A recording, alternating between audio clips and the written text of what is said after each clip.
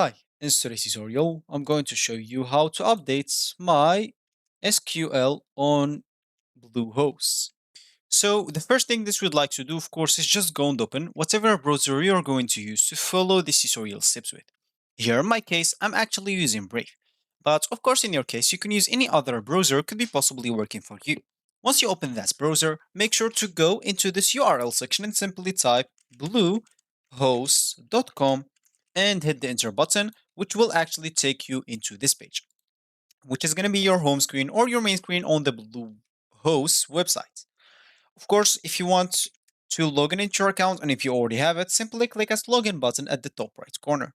And if you don't have an account, you'll have to click at get started or simply because this choice will get you to choose a plan and it's going to be a bit expensive because you will have to commit with them for 1 year. You can simply just go and buy your own domain by clicking at this domains option right here. And of course, it will take you to the page that will give you the opportunity to buy your domain from, and from there you can start and create your account with that way also. So for me, I'm just going to click at login, which will log in into my account directly because I already logged in into my account in this PC.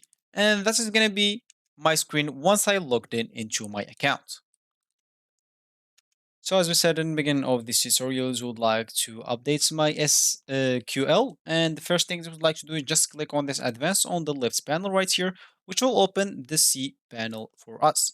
What we care about here is just, you can actually scroll down and look for what I'm going to tell you, or you can just simply type it here, which is PHP my admin. And as you can see, you're going to find it directly. So simply click on it and that should open this page for you. And here, what you should care about is just this SQL.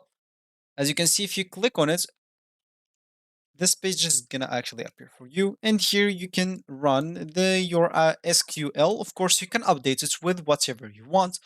Well, if you have it like if you don't have it empty, you can clear it, of course, or format it if you want, or you can even get the autosave query if you want. You can even export or import your SQL if you want, and as you can see, for me it's empty, but for you, if it's like or default, you can just clear it and update it with whatever you want. So this will actually for this tutorial. I hope you like it. Thank you guys for watching and goodbye.